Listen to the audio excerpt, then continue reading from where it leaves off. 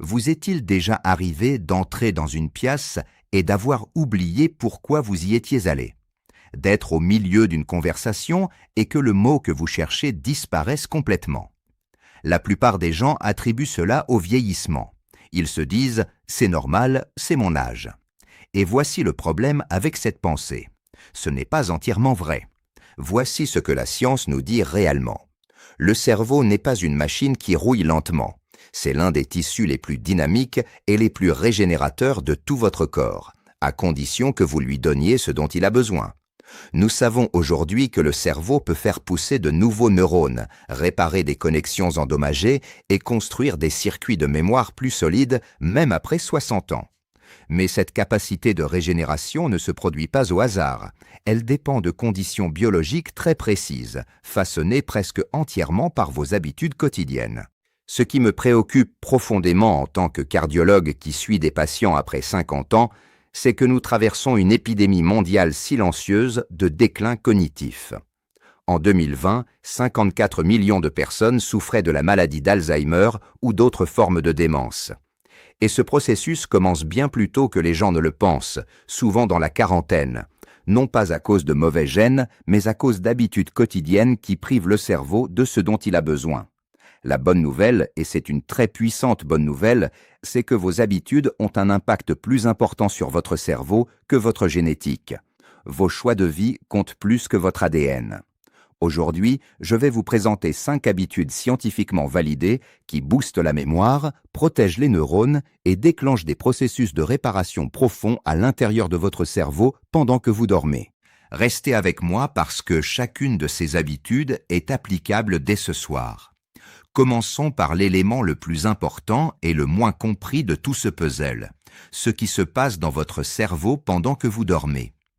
Votre cerveau produit des déchets métaboliques tout au long de la journée. Les plus dangereux sont 2 protéines appelées bêta-amyloïdes et tau, les mêmes protéines qui s'accumulent dans les cerveaux des patients Alzheimer et forment les plaques qui détruisent la cognition.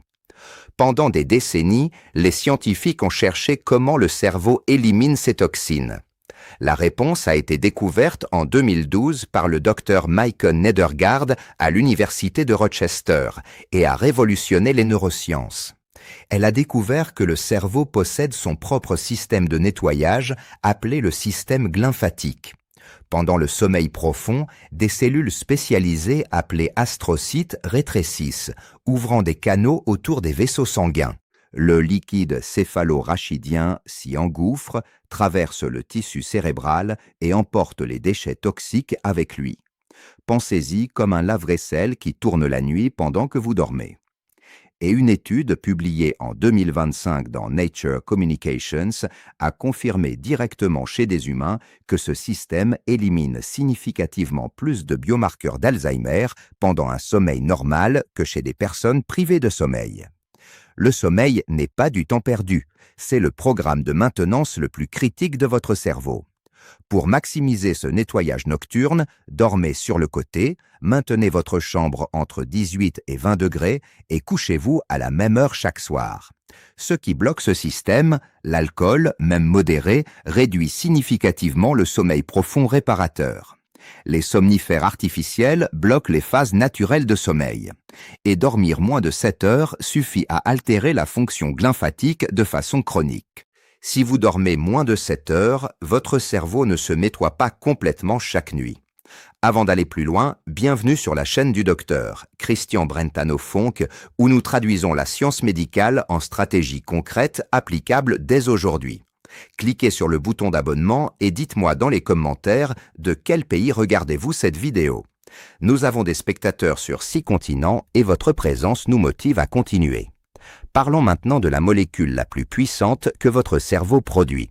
Pratiquement aucun patient ne la connaît, mais chaque neurologue sait qu'elle est au cœur de la mémoire et de la régénération cérébrale. Cette molécule s'appelle le BDNF, le facteur neurotrophique dérivé du cerveau. Pensez-y comme un engrais pour vos neurones.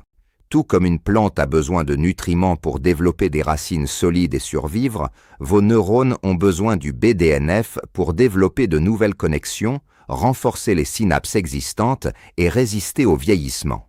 C'est le signal biochimique qui dit à votre cerveau « construis plus, répare plus, adapte-toi davantage ».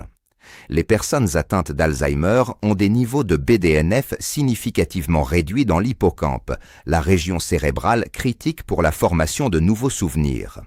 Les personnes sédentaires, avec une alimentation riche en sucre et un sommeil insuffisant, montrent une production de BDNF chroniquement supprimée. Et voici comment l'activer. L'exercice aérobique est le déclencheur de BDNF le plus puissant connu de la science. Une revue de 2024 a confirmé que l'activité cardiovasculaire, en particulier à intensité modérée à élevée, augmente significativement la production de BDNF dans l'hippocampe et stimule la neurogénèse, la croissance de nouvelles cellules cérébrales. Ce n'est pas une métaphore, c'est mesurable au niveau moléculaire. Sur le plan alimentaire, une méta-analyse de 2024 portant sur 12 essais randomisés et près de 600 participants a conclu que les acides gras oméga 3, spécifiquement le DHA et l'EPA, présents dans les poissons gras, augmentent significativement les niveaux de BDNF. C'est pourquoi le saumon sauvage, les sardines et le maquereau sont des aliments cérébraux fondamentaux. Ils nourrissent directement la molécule que votre cerveau utilise pour se reconstruire. À l'inverse, un régime riche en sucre réduit le BDNF et rétrécit l'hippocampe. Le même régime qui cause le diabète dégrade votre mémoire. Ce lien n'est pas une coïncidence, il est direct et mécanistique. Protocole concret. Visez 30 minutes d'exercice aérobique la plupart des jours de la semaine. Intégrez du poisson gras 2 à 3 fois par semaine. Si vous ne mangez pas de poisson, prenez un supplément d'oméga 3 de qualité fournissant au moins 1 g de DHA et EPA par jour. Et réduisez les glucides raffinés et les sucres ajoutés, pas seulement pour votre cœur, mais spécifiquement pour votre cerveau. La troisième habitude est celle que je considère comme le moteur le plus sous-diagnostiqué du déclin cognitif, la relation entre la résistance à l'insuline et la perte de mémoire. Votre cerveau représente 2% de votre poids, mais consomme 20% de l'énergie de votre corps. Il fonctionne presque entièrement au glucose. Et pour que ce glucose entre dans les cellules cérébrales, l'insuline doit fonctionner correctement. Imaginez le récepteur d'insuline comme une serrure et l'insuline comme une clé. Quand la serrure fonctionne, le glucose entre et nourrit le neurone. Dans la résistance à l'insuline, la serrure se grippe. La clé ne tourne plus. Et le neurone devient affamé, inflammé, fonctionnellement altéré, même quand votre glycémie est normale.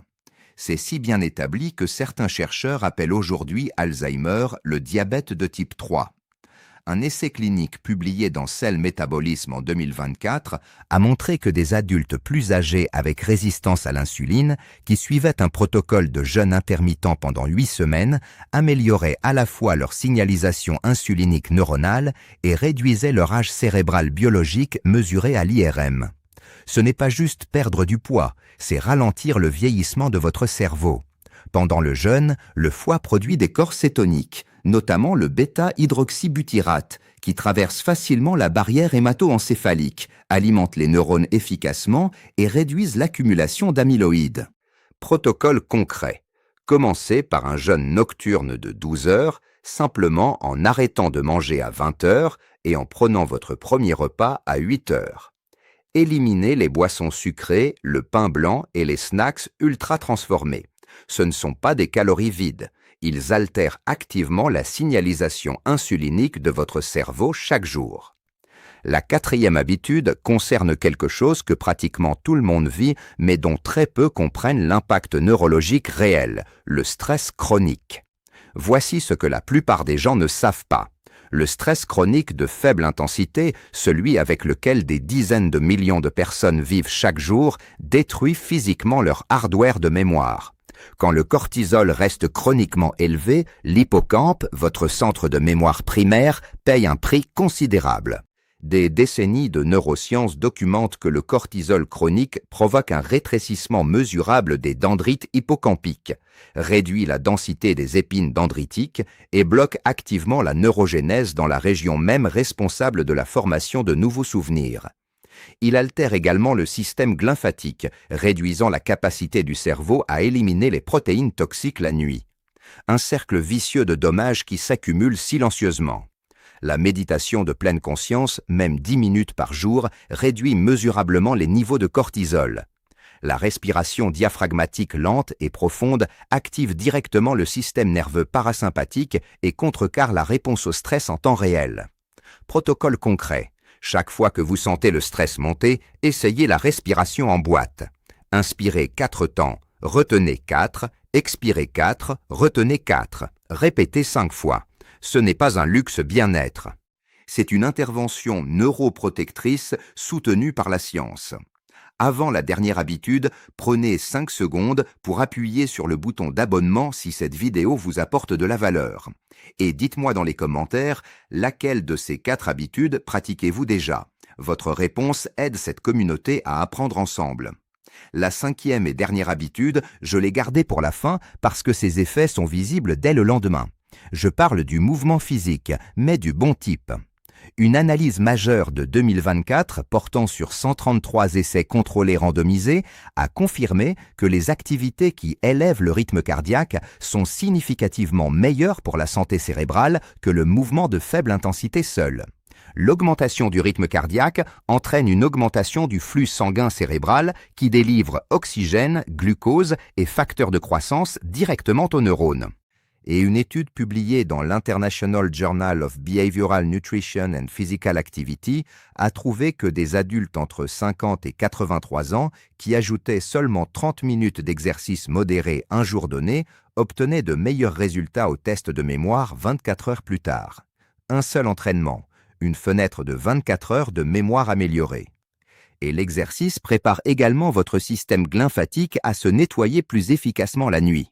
Vous faites de l'exercice le matin, vous dormez mieux le soir, votre cerveau se nettoie plus profondément. C'est un cercle vertueux complet. Protocole concret. 150 minutes d'activité aérobique modérée par semaine, soit 22 minutes par jour. La marche rapide compte, le vélo compte, la natation, la danse, le jogging, tout ce qui élève votre rythme cardiaque. Ajoutez 2 séances de musculation par semaine car le tissu musculaire libère des myokines qui voyagent jusqu'au cerveau et renforcent la neuroplasticité. Voilà les 5 habitudes. Premièrement, protégez la qualité de votre sommeil pour activer le système glymphatique qui élimine les protéines d'Alzheimer chaque nuit. Deuxièmement, stimulez le BDNF par l'exercice aérobique et les oméga 3, la molécule qui fait pousser de nouveaux neurones et renforce la mémoire. Troisièmement, restaurer la sensibilité à l'insuline cérébrale par le jeûne et la réduction des sucres raffinés. Quatrièmement, gérer le stress chronique comme un impératif neurologique et non comme un luxe. Cinquièmement, bouger chaque jour avec une intensité suffisante pour élever le rythme cardiaque et déclencher une cascade de protection cérébrale. Votre cerveau ne vieillit pas passivement, il répond chaque jour aux signaux que vous lui envoyez. Et la ligne entre un cerveau vif à 70 ans et un cerveau en difficulté à 60 ans est tracée non pas par le destin, mais par les habitudes quotidiennes. Il n'est pas trop tard, la science le dit clairement. Voici votre défi sur 21 jours. Choisissez une seule habitude parmi ces 5. Appliquez-la chaque jour pendant 3 semaines avec intention. Puis revenez dans les commentaires et dites-moi ce que vous avez remarqué. Je lis chaque commentaire personnellement. Si cette vidéo a enrichi votre compréhension de votre santé cérébrale, partagez-la avec quelqu'un qui en a besoin. Et abonnez-vous pour rejoindre notre communauté de personnes qui prennent leur santé au sérieux, avec la connaissance, l'intention et la confiance qui vient de comprendre leur propre biologie. Je suis le docteur Christian Brentano-Fonck et je vous retrouve dans la prochaine vidéo.